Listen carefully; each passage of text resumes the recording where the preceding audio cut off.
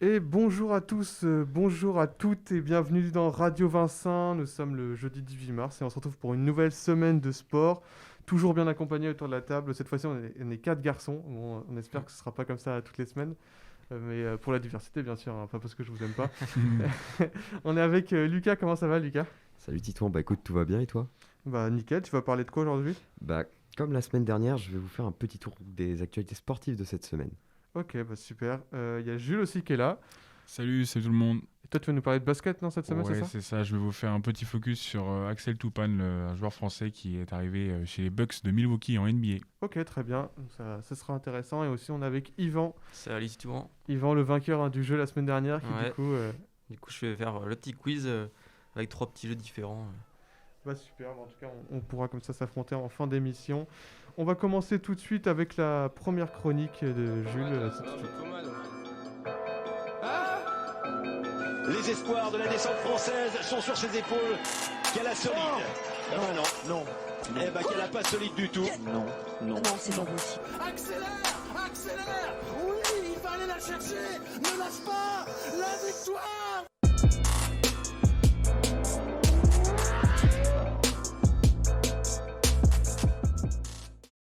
Et donc Jules, tu vas nous parler de Axel Toupane aux Milwaukee Bucks. Et oui, Axel Toupane, donc une arrivée qui sonne un peu comme une revanche pour le joueur français de 29 ans, puisque ce dernier fait son grand retour dans la Grande Ligue. Axel Toupane, donc, qui n'avait pas été conservé par les Warriors de Golden State après sa mise à l'essai durant l'intersaison. Et il a été officiellement recruté lundi par les Milwaukee Bucks du célèbre joueur grec Giannis Antetokounmpo. Donc c'est une superbe nouvelle pour le français. Donc on peut à peine dire que c'est un rookie puisqu'il a quand même 29 ans. Il a fait une grosse saison en G-League avec les Santa Cruz Warriors. Il s'est fait remarquer notamment par son efficacité puisqu'il tournait à 17,9 points, 8 rebonds, 3,3 passes et 1,7 interceptions par match pour 31 minutes de jeu en moyenne. Donc c'était vraiment... Tu peux rappeler un peu ce que c'est la G-League pour le... Bien sûr, la G-League c'est l'équivalent de l'antichambre de la NBA. C'est ça. Chaque équipe de G-League est affiliée à une équipe NBA, donc c'est... C'est un peu les réserves, quoi. Exactement, c'est un peu les réserves. C'est tous les prospects de la NBA, les futurs superstars sont en G-League. Donc Axel Toupane, il revient d'une franchise NBA dont il avait brièvement intégré le groupe pendant 2 matchs lors de la saison 2016-2017. Il avait signé un contrat, un 10 days contract, mais il n'avait été pas gardé malheureusement par l'équipe. Il avait connu une première expérience NBA mitigée. Il avait joué seulement 25 matchs en NBA, donc pour 3,5 points de moyenne, 1,3 rebonds et pour 14 minutes par match, donc assez compliqué. Mais il revient cette année avec un two-way contract, donc je vais vous expliquer ce que c'est. C'est un contrat dit à 2 voix qui permet à des joueurs non draftés d'intégrer une équipe pour y rester au moins 45 jours. Donc il va avoir 45 jours, Axel Toupane, pour faire ses preuves. Et au-delà de cette période, soit il sera conservé par l'équipe, avec à la clé un contrat standard d'une ou plusieurs années, soit il sera envoyé au sein d'une équipe affiliée à la franchise, donc il retournera tout simplement en G-League, ce qu'on ne lui souhaite pas, bien évidemment. Axel Toupane, pour vous le décrire un petit peu, c'est un bon passage quand même en Europe en 2017 et 2020, donc des belles saisons en Euroleague, et c'est quand même 25 sélections avec l'équipe de France. Et il a participé à la tournée en Chine et en Italie en 2014. Donc un bon joueur pour l'avenir de l'équipe de France et on espère que l'expérience qu'il va acquérir en NBA sera longue et le forgera pour les compétitions nationales à venir. Son profil, un peu ce qu'on appelle en basket, c'est un peu un 3&D, non? C'est ça? C'est ça, ouais. C'est un joueur qui est beaucoup repéré pour sa défense. Ouais, c'est ce qu'on cherche chez lui. C'est un gros gabarit quand même, parce qu'on dirait pas vraiment sur un terrain, mais il faut rappeler qu'il fait 2,01 m, c'est important, pour plus de 100 kg. Donc un gros défenseur, mais capable aussi, qui a des très bonnes mains et capable de marquer, comme on l'a pu le voir en Euroleague. Donc vraiment un joueur polyvalent.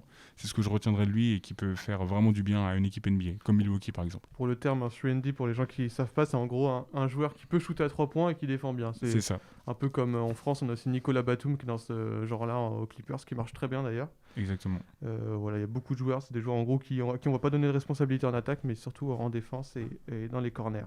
C'est très bien, en tout cas on suivra, on va vous tenir au courant je pense dans les prochaines semaines parce qu'il va commencer bientôt. Non, Bien sûr. Ouais, bah oui, parce qu'il va avoir 45 jours pour faire ses preuves, donc je pense que le coach des Bucks va pas trop attendre avant de le mettre à l'épreuve, donc on verra ça d'ici peu. Je sais que les Bucks ont gagné cette nuit, alors est-ce qu'il a joué, tu sais s'il a Non, joué ou pas? il a pas pas joué encore. il me semble pas. Je sais pas de source sûre, mais il me semble pas qu'il ait participé encore. Ok, il commencera sûrement ce week-end en tout cas. On va suivre ça de plus près. Moi, je vais vous parler d'un sujet qui a rien à voir avec le sport traditionnel, mais enfin qui s'en rapproche quand même, c'est l'e-sport. Donc la semaine dernière, il y avait des centaines de milliers de personnes qui suivaient en France le final des saisons régulières printanières donc, du LEC et de la LFL. Mais vous allez sûrement me demander qu'est-ce que c'est la LFL. Et ben en fait c'est ça. Très téméraire, Xmati, très téméraire de passer par ce petit goulot d'étranglement. Et maintenant, c'est l'inhibiteur mid de la Carmine Corp qui est sous pression. Attention, on arrive à trouver un peut-être le taunt. On va chercher Adam la temporisation avec l'ulti de Takama. Si on se retourne, c'est très deep, c'est beaucoup trop deep. Et l'assassinat de Xmati qui rentre à l'ulti. On arrive à temporiser un petit peu avec un autre grab. Et le Galio qui pile. On recule, aucun mort de chaque côté sur cette phase de jeu. Oh là, ça se joue vraiment à rien entre deux équipes et la téléportation. Le braquage. Quelle initiative! Seacroft se jette dans la mêlée! C'est un braquage! Pour ceux qui n'ont rien compris à ce que l'on vient d'entendre, en fait, la Ligue française, c'est la Ligue française de League of Legends. Pour les personnes donc, qui ne sont vraiment pas initiées à ce monde-là, League of Legends, autrement appelé LoL, c'est un jeu vidéo sorti il y a 10 ans et dont la scène compétitive est l'une des plus importantes au monde. Est-ce que autour de la table, vous avez déjà joué un peu à LoL ou pas du tout? Absolument pas pour moi. Pas du tout non plus. Ça, je vais vous expliquer, ce sera plus clair. Pour résumer, du coup, très brièvement, donc, c'est un jeu en 5v5 où le but, c'est de prendre la base ennemie. Chaque joueur a un rôle bien spécifique qu'il va remplir avec un personnage parmi plus de 150 appelés champions. Et chaque champion ayant ses caractéristiques et ses capacités uniques. Bon, après, expliquer à la radio, du coup, c'est un peu compliqué. Mais ça vous paraît compliqué, c'est pas fini parce que le format, c'est à peu près la même chose. En fait, c'est un peu sur le même format que la NBA ou le basket en général. C'est-à-dire qu'il y a une saison régulière où il y a 10 équipes qui s'affrontent en aller-retour.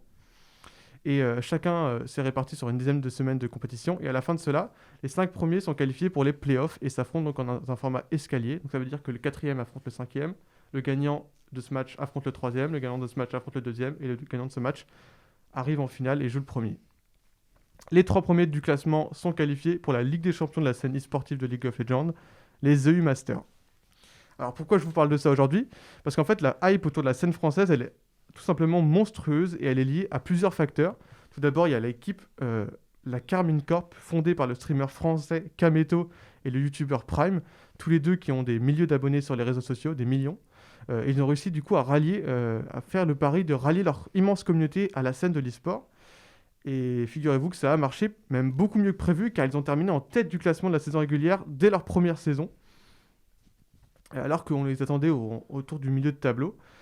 À titre pour se rendre compte du phénomène, en fait, le Classico de la LFL, c'est le nom qui a été donné au match de la K-Corp, donc la Carmine Corp contre Solari, une autre équipe créée par des streamers. Et on a recensé plus de 200 000 personnes qui ont regardé le match sur Twitch. Donc pareil, ils ont vendu plus de 5000 maillots, dépassant des chiffres d'équipes de Ligue 1 comme les Girondins de Bordeaux.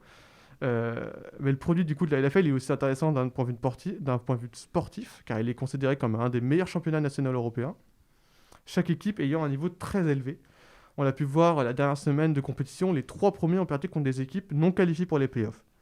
Il y a aussi du coup la production qui est digne de grandes compétitions sportives, qui est produite par OTP, donc une chaîne créée par les commentateurs Chips et Noah, qui sont des commentateurs très connus dans le milieu en France.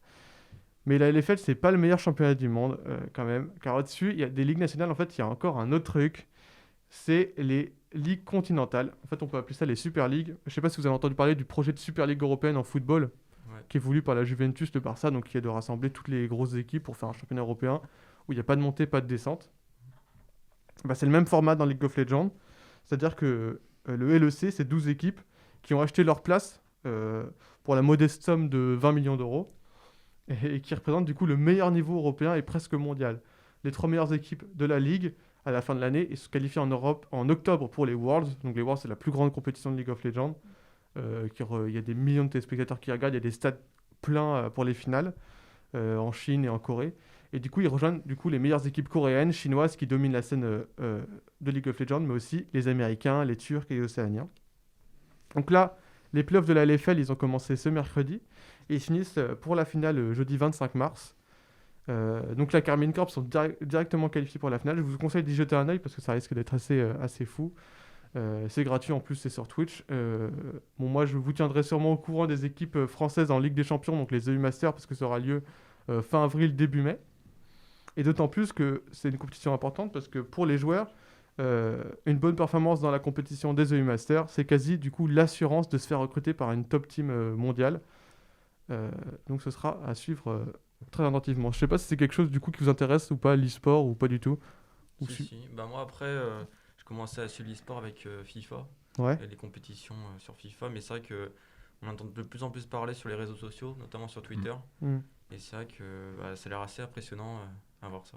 Bah après, moi, ce que je vous conseille, en vrai, c'est même pour les gens qui connaissent pas du tout le jeu. Par exemple, je sais que Kameto, du coup, qui est un streamer qui a plus de 15 000 abonnés sur Twitch, qui est un gars qui est très très suivi, il retransmet les matchs où il les commente avec ses amis. Et pour les gens qui suivent pas, je sais qu'il y a des youtubeurs, Carlito, qui disaient qu'ils regardaient alors qu'ils connaissaient pas du tout League of Legends, ils regardaient tous les streams parce qu'ils trouvaient ça incroyable. Ça a été partagé par beaucoup de monde et je vous conseille, même si vous connaissez pas, parce que souvent ils essayent d'expliquer tous les termes, ils essayent d'expliquer pourquoi il y a un mouvement, pourquoi il fait ça, pourquoi il fait ci. Et du coup voilà, pour les gens même qui connaissent pas, ça peut être en fait c'est c'est un peu ma Ligue des Champions de la semaine. À chaque fois je suis trop content quand il y a un match le mercredi soir. Du coup voilà, jeudi prochain à 18h il y a la finale, donc ce sera toujours intéressant. On se fait une petite pause musicale et après on va se retrouver avec les brèves de Lucas et voilà, à tout de suite.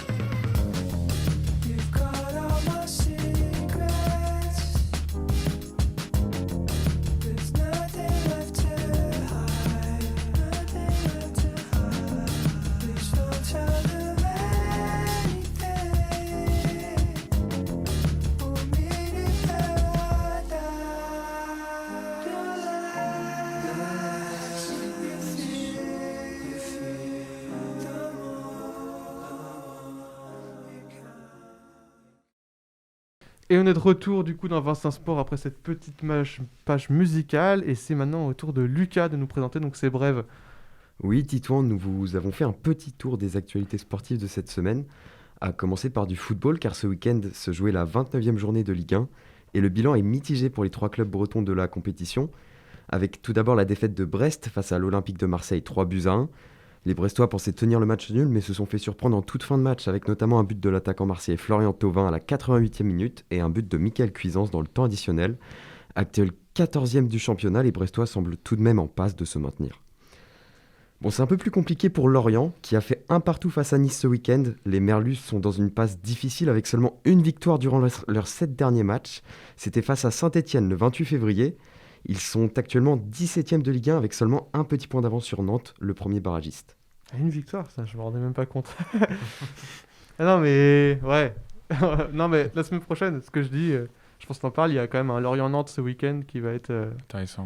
Il va être important ce match. C'est un peu la finale. Ouais. Pas mal de nuls aussi, Lorient, c'est pas vraiment que des défaites. Hein. Là, c'est nul contre Nice, c'est nul contre Montpellier juste avant. C'est surtout Nantes qui font pas mal de matchs nuls. J'avais vu, ils sont à 11 matchs nuls cette saison. Ouais, c'est ça. Et du coup, c'est pour ça que le match Lorient-Nantes, même je pense que mentalement, ça va être le match un peu charnière, parce que si l'équipe qui perd va se retrouver dans une très mauvaise spirale, avec l'obligation ensuite de gagner tous ses matchs quasiment. Donc ça va être un match très très important. Oui, c'est sûr.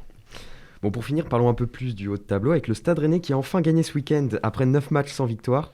Les hommes de Bruno Genesio se sont imposés sur la plus petite démarche, 1-0 face à Strasbourg. L'unique buteur se nomme Benjamin Bourigeaud. Cette victoire va faire extrêmement de bien au mental des joueurs. Avec seulement 4 points de retard sur la 5e place, Rennes peut encore rêver d'Europa League. A noter aussi qu'en Ligue 2, Guingamp se rassure et sort de la place de barragiste grâce à une victoire 2-0 face à Ajaccio. Ouais, et merci à notre gardien Basillo qui a sorti, je crois, 6 arrêts ou 7 arrêts. Et il a été vraiment assez impressionnant. Et clairement, sans lui, on aurait, je pense, perdu la rencontre. Les gardiens sauvent pas mal de matchs, j'ai l'impression en ce moment. C'est assez, en ce moment, là, du coup, Guingamp, c'était obligé de te dire que c'est le gardien qui sauve les points. C'est ça. C'est pas très rassurant pour la fin de saison non plus, quoi. Non. On verra bien. Ouais. Ça va être on espère compliqué. quand même. Même s'il y a un derby Saint-Brieuc-Guingamp en national. Ouais, moi je suis chaud. Hein. non, je pense que quand même, quelque part, ce serait quand même assez triste. Mais tu peux continuer, pardon. Et ouais, voilà, c'est ça. Entre Rennes qui va tenter de jouer l'Europa League et Brest, Lorient et Guingamp qui vont essayer de se maintenir, cette fin de saison de Ligue 1 et de Ligue 2 risque d'être passionnante à vivre. Bon, passons. Il n'y avait pas que de la Ligue 1 ce week-end, il y avait aussi de la Ligue des Champions. Bon, alors ça, c'était durant la semaine. Mais se jouer les 8e de finale retour de la Ligue des Champions, on connaît désormais l'ensemble des clubs qualifiés en quart de finale de la compétition. Il y a donc 2 clubs allemands, le Borussia Dortmund et le Bayern de Munich, 3 clubs anglais, Manchester City, Liverpool et Chelsea, un club portugais, le FC Porto, qui est d'ailleurs la surprise de cette compétition, un club espagnol, le Real de Madrid, et bien sûr un club français, le Paris Saint-Germain, qui, pour rappel, a disposé de Barcelone lors de ses 8e de finale. Alors le tirage au sort pour connaître les prochaines rencontres se fera ce vendredi-là à midi, le vendredi 19 mars du coup. Bon, on en reparlera, on verra avec les affiches parce que il peut y avoir des grosses affiches à mon avis là. Sûrement. Oui. Et vous pensez que ce serait quoi l'adversaire idéal pour le PSG ? Porto. Moi, je suis même pas sûr moi, que Porto. Clairement défensivement ils sont vraiment très forts. J'ai vu les 2 matchs de Porto, à chaque fois c'était du bon niveau. C'est vrai. Mais maintenant, j'ai l'impression que toutes les équipes sont assez costauds. Donc, après, c'est ça, de toute façon, faut taper tout le monde, comme on dit. Mais après, je pense quand même que Porto reste quand même l'adversaire. Oui, sur le papier, oui.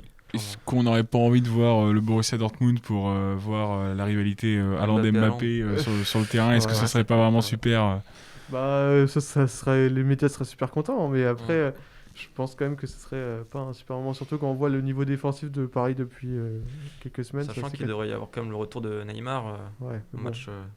c'est pas très très rassurant et quand on voit la forme d'Haaland en échange, c'est quand même c'est monstrueux. Ça peut être une boucherie aussi d'un côté quoi. Donc surtout qu'ils vont être revanchards aussi de l'année dernière, donc forcément bon, à voir. On verra. En tout cas, on en reparlera je pense la semaine prochaine quand on aura vu le tirage. C'est ça. Alors il n'y avait pas que du football non plus ce week-end, il y avait aussi du rugby et s'est déroulé le crunch, le fameux derby entre la France et l'Angleterre. Ce sont finalement nos voisins anglais qui se sont imposés 23-20 au terme d'une rencontre très agréable à regarder. Le 15 de France peut nourrir quelques regrets. Après une première période réussie, les Bleus ont fini par craquer dans les derniers instants en encaissant un essai litigieux de Maro Itoje. Cela fait maintenant 16 ans que la France ne s'est pas imposée à Twickenham. A noter pour cette 4e journée du tournoi à destination la victoire sur le fil de l'Irlande face à l'Écosse 27-24 et la lourde défaite de l'Italie face au Pays de Galles 7-48. Les Gallois, qui sont d'ailleurs les prochains adversaires des Bleus, semblent bien partis pour gagner cette édition, du moins ce sont les favoris. Oui. D'ailleurs, la composition qui est tombée tout à l'heure du match pour l'équipe de France, c'est la même que contre l'Angleterre. Donc pas de changement significatif. Le match samedi, France-Galles. Il va être important ce match. Mais il n'y a pas le droit à l'erreur. Donc... Ouais, ça va être un super match. Par contre, je pense vraiment que ça va être un super match pour tous les gens qui veulent suivre. Il me semble qu'il y a un Angleterre-Irlande aussi l'après-midi. Oui. Donc, important aussi. Le Écosse-Italie, pour la sieste, c'est pas mal, hein, mais c'est tout, quoi. c'est pas ce qu'il y a de plus fou. Bon, passons au handball ensuite, car ce week-end se jouaient les qualifications pour les Jeux Olympiques de 2021. Et l'équipe de France a décroché son billet pour Tokyo malgré une défaite rageante face au Portugal 29-28. On aura donc la chance de voir les experts au Japon, même si les résultats ne risquent pas d'être flamboyants, car c'est vrai que les Bleus sont assez inconstants en ce moment. Toi qui suis pas mal le hand, Lucas, t'as regardé un peu les matchs ou... Oui, du coup j'ai regardé contre le Portugal et c'est vrai que ça fait un peu peur et qu'on sent bien qu'il y a certains joueurs qui ont pris leur retraite, comme par exemple Omeyer, et que la vraie génération expert est passée, quoi. Ouais, c'est ça. Ouais. Il y a beaucoup de pression en plus, on dirait, sur leur équipe. Mais le Portugal aussi, ça fait 2 fois qu'ils nous battent en 2 ans. Cette équipe, personne. Ils n'avaient pas d'équipe il y a encore 3 ans, j'ai l'impression. C'est assez fou. Ils sont au JO d'ailleurs aussi, du coup, le Portugal. Oui, ils se sont aussi qualifiés, excusez-moi. C'est la première participation, je crois, du Portugal au JO. Oui. Ok. Et pour finir, du golf. Alors, on en parle très peu et autant se quitter sur une note positive avec les bonnes nouvelles sur la convalescence de Tiger Woods. Alors, pour rappel, l'ancien numéro 1 mondial de golf a été victime d'un grave accident de la route après avoir perdu le contrôle de sa voiture il y a 3 semaines. Il est enfin sorti de l'hôpital après une multitude d'opérations liées à des fractures ouvertes et à différents traumatismes. L'Américain semble avoir plein d'espoir quant à son bon rétablissement. Il a d'ailleurs écrit un message pour remercier les gens qui l'ont soutenu et pour affirmer qu'il sera plus fort à son retour. On lui souhaite tout le meilleur à Tiger. Même si franchement le golf pour la sieste aussi, c'est vraiment c'est ce qu'il y a de mieux. Mais voilà, très bien, merci beaucoup Lucas en tout cas. Et on va finir cette émission avec le jeu préparé par Yvan. Quand tu veux. Ok, du coup, j'ai préparé un petit jeu. Donc je sais pas si vous vous rappelez lors de la première émission, j'avais fait un jeu, Titouan, je sais pas si tu t'en rappelles, il y avait 3 petits jeux. Ouais. Et du coup, Lucas et Jules n'étaient pas là. Donc tout simplement, il y a 3 jeux. Une sur des déclarations, donc il va falloir trouver tout simplement qui a déclaré quoi. Un sur les parcours, donc il y aura 3 parcours différents. Et pareil, trouver à qui appartient ces parcours. Et puis enfin, un qui suis-je, qui peut vous rapporter jusqu'à 3 points. Ouais. Ok, ça s'annonce pas mal. Donc je commence par le jeu des déclarations. Donc je vais vous citer une déclaration d'un sportif ou d'un personnage du monde du sport et vous devrez trouver qui il est. Donc, l'un des joueurs qui m'a le plus impressionné, c'est Thierry Dussautoir. Il était capitaine de l'équipe de France à un moment où les Bleus n'étaient pas au top. Il vivait des moments difficiles et enchaînait les matchs compliqués. Pour autant, victoire ou défaite, Thierry Dussautoir demeurait le même. Ce serait pas Dan Carter ? Non. J'y ai pensé aussi. Lucas ou Jules ? Non, moi, je pense pas. Est-ce que c'est un rugbyman qui a dit cette phrase ? C'est dans le rugby, mais c'est pas un rugbyman. C'est pas un rugbyman. Ah, c'est pas un rugbyman ? C'est important à savoir. C'est pas un entraîneur, c'est un gars vraiment qui... Je vous donne un petit indice. Ouais, vas-y. C'est un arbitre. Ah, Nigel Owens ? Ouais, c'est Nigel Owens. Donc l'incontournable arbitre gallois qui a mis fin à sa carrière en automne dernier. Il a été interviewé cette semaine par le journal de l'équipe et n'a pas hésité à encenser l'ancien capitaine de l'équipe de France, Thierry Dussautoir. Donc ça fait un point pour Titouan. Yes. Ensuite, deuxième. Ce qui s'est passé chez Angel ou dans la famille de Marquinhos dimanche a affecté tout le monde. Chacun l'a pris comme si cela lui était arrivé personnellement. Aucun staff technique dans le monde n'a vécu ce qu'on vit aujourd'hui dans le football. Pochettino ? Ouais, c'est Pochettino, l'entraîneur du Paris Saint-Germain, qui lors de la conférence de presse d'avant-match de PSG Lille s'est exprimé concernant le cambriolage qui a eu lieu dimanche dernier durant la rencontre du PSG Nantes. Pour rappel, André Di Maria et Marquinhos sont les 2 joueurs qui ont été cambriolés et le PSG s'est imposé 3-0 contre Lille hier soir. En Coupe de France, faut le dire. Ouais, en Coupe de France grâce à notamment un doublé de Mbappé. Ok, donc 2 points pour Titouan. Il va falloir se rattraper, les gars. Ouais. Voilà, celui-ci est très difficile. Ouf. Seb m'a appelé un peu avant midi, ce mardi, pour m'annoncer qu'il allait poursuivre sa carrière. David Elena. Trop rapide. J'ai vu l'actualité, je l'ai vu. Pour poursuivre sa carrière avec un autre copilote, il m'a dit que c'était une demande de ProDrive qui trouvait que je n'avais pas été assez impliqué et que j'avais fait trop d'erreurs de navigation lors du dernier Dakar. Donc effectivement, il s'agissait de Daniel Elana, donc l'ex-copilote de Sébastien Loeb. Donc avec lui, il avait quand même remporté il avait remporté 9 titres de champion du monde de rallye et 2 podiums au Dakar en 23 ans de collaboration. Et du coup, les 2 chemins se séparent. J'ai vu là, c'est l'info est sortie il y a 2 jours, c'est pour ça. Le Seb m'a appelé, c'est direct. Bien joué. Alors celui-ci, je pense que vous avez trouvé vu que Lucas en a parlé juste avant. Donc la déclaration, je suis tellement reconnaissant pour les nombreux soutiens et encouragements reçus au cours des dernières semaines. Merci aux incroyables chirurgiens, médecins. Ouais, Tiger Woods du coup. C'était un peu facile. J'avais pas prévu que question un petit peu ciblée quand même, je tiens à rappeler. Du coup, ça fait 3-1, donc je vais pas continuer vu que Lucas en a déjà parlé. Du coup, bon, Jules, faut marquer des points maintenant. Ouais, bah si tu me fais quelques questions sur l'Euro comme il y a 2 semaines, là c'est bon, je devrais rattraper normalement. Le prochain, normalement, tu devrais l'avoir. Il est un peu spécial pour toi. Du coup, c'est sur le parcours. Donc, je vais vous présenter le parcours de 3 sportifs et vous devrez me trouver à qui il appartient. Donc, je vais vous dire si c'est un joueur, un coach ou une personne extérieure. Donc là, il s'agit d'un joueur. Donc, je pense que ça va être assez rapide. Cholet. Rudy Gobert. Voilà, directement. C'est vrai que Donc, je savais même pas qu'il avait commencé à Cholet. Nuggets Denver. Formé équipe de à Cholet France, Basket. et, Utah de Jazz. Alors pourquoi j'en parle? Puisque tout simplement il y a une stat qui est sortie et apparemment il serait le seul joueur à avoir plus de comptes que de fautes cette saison. Donc il a notamment un minimum de 70 contres. C'est vrai. Donc, C'est vrai. Stat assez rigolote pour le coup, mais c'est C'est un joueur qui est si peu respecté, quand même. Mais, si peu respecté, peut-être un peu sous-coté par rapport à ses performances sur le terrain, mais... Non, parce qu'au final, je disais pas respecté parce qu'il a souvent beaucoup de déclarations pour se foutre de sa gueule. Après, il est aussi un peu, il ouvre un peu Oui. il fait des conneries aussi. Il l'ouvre un petit peu. Ouais. Bien sûr, mais je trouve que c'est un joueur qui sur l'impact qu'il a en défense sur l'équipe, quand même, qui est quand même actuellement la meilleure équipe en NBA. C'est vrai. Surtout quand il a eu son contrat, parce que pour les gens qui ne savent pas au courant, Rudy Gobert il a signé un énorme contrat cet été. Le plus gros contrat de l'histoire du sport français. Ouais, même le 3e en NBA, je crois, non? J'ai pas en tout tête cas, le top classement, 5 mais NBA, c'est costaud, c'est très costaud. C'est donc ça, donc c'est quand même un truc de fou. Et donc il y a notamment l'ancien joueur Shaquille O'Neal qui est beaucoup tombé dessus. On va pas en reparler, mais voilà, c'est un super joueur. Peut-être un peu décrié par rapport au fait qu'en NBA, on se focalise vraiment sur les dunks, l'attaque, les paniers. Ouais, et Rudy Gobert, il a des stats qui se voient pas forcément. Il a un impact qui se voit pas forcément dans les feuilles de match. Donc peut-être aussi pour ça qu'il se sent un peu. Ouais, c'est sûr. Je pense, ouais. Sachant qu'il est en lice pour le titre de meilleur défenseur de l'NBA, je crois. Oui, il est plus que jamais en lice, ouais. Nous, il est double tenant du titre. Hein. Ouais, oui. c'est ça. Ok, bah Jules qui marque un point. Ensuite, donc toujours un joueur. Du coup, Corinthians en junior. Maritimo, FC Porto, sélection portugaise, Real Madrid. Pépé. Ouais, c'est Pépé. Ah, Pépé. Bien joué. Donc Pépé qui va faire son retour en sélection portugaise à 38 ans. Ah ouais? D'où ses bonnes performances avec le FC Porto, sachant qu'il a sa dernière sélection remontée au 14 octobre 2020 en Ligue des Nations. Donc voilà, toujours à 38 ans, aussi monstrueux qu'avant. Ok. Bah, ils vont avoir une charnière centrale PP Fonte de 38 ans de moyenne d'âge. Ouais, c'est ça. Les papis font de la résistance. À l'Euro, comme on dit. l'Euro s'il tombe contre Mbappé et tout, il va falloir s'accrocher quand même. Hein. Ouais. Ça va être intéressant à suivre tout ça. Sachant qu'il y a aussi Ruben Dias en sélection portugaise qui C'est fait vrai, une très après, pas grosse sûr qu'il soit saison. titulaire non plus. Hein.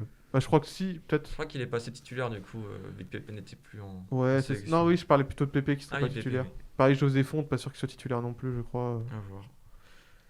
Ok, donc Jules qui remonte.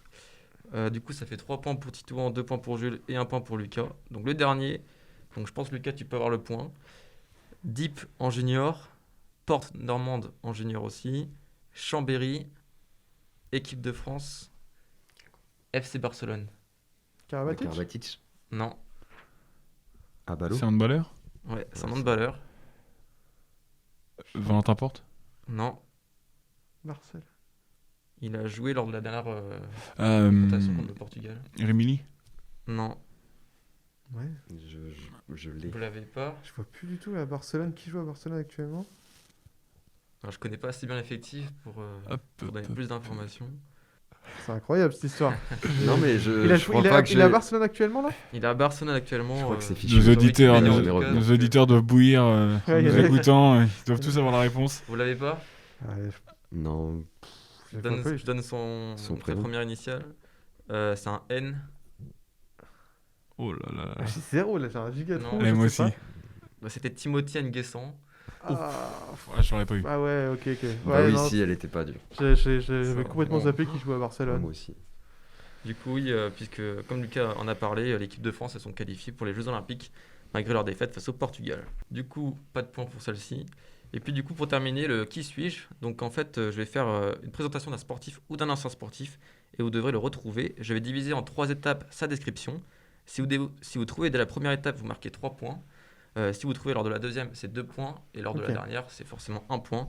Et bien sûr, si vous ne trouvez pas, 0 point. Faire Ok. pour des scores, du coup, c'est 3-2-1, c'est ça? Ouais, C'est ça. D'accord, ok. Donc forcément, la première étape est assez compliquée. Donc je suis de retour à la compétition après 8 mois d'absence liée à une fracture de l'humérus droit. Je suis d'origine espagnole et considéré depuis toujours comme un prodige de ma discipline. J'ai débuté ma carrière professionnelle en 2008. Est-ce qu'on peut te poser des questions sur le sport du joueur? Il y aura plus d'informations juste Ok, après. ça marche. Vous Non, je pouvez l'ai pas. proposer si vous voulez. Espagnol, sportif espagnol. Depuis 2008. D'origine espagnole, du coup. Où il est, Ah, il est espagnol. Il est espagnol. Ok, d'accord. Espagnol, putain. Tu l'as pas? Non, je l'ai pas, non. Personne. Peut-être que si tu donnes la prochaine... Ouais, j'ai passé à la seconde étape. Je suis détenteur de 8 titres de champion du monde de 2010 à 2019. Je suis également le plus jeune champion du monde de l'histoire de la catégorie Rennes.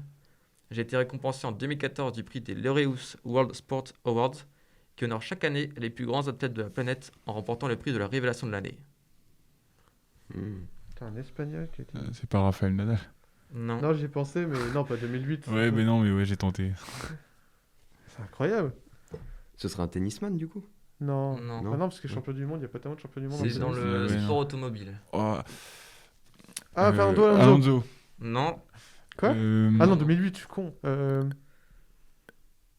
Carlos Sainz? Non, il est pas champion du monde. Non. Ah, Marc Marquez. Oui, c'est Ah, Marc Oh là Marquez. là, Marc Oh là Marquez. là. Ah, le mec est fort. Donc j'ai quand même sorti Ah la oui. dernière étape. Enfin, je suis capable de rattraper ma moto dans des situations désespérées et je détiens le plus grand nombre de Ouais, là, du sauvetages. coup, là, j'aurais trouvé. Ceci est en partie dû à ma position extrême sur ma moto Honda, écurie que j'ai rejoint en 2013. Je suis de retour à la compétition après ma chute à Jerez et je vais retrouver la piste puisque je suis inscrit au GP du Qatar qui a lieu le 28 mars prochain. Ok. Donc 2 points pour Titouan qui s'impose dans ce quiz une nouvelle fois.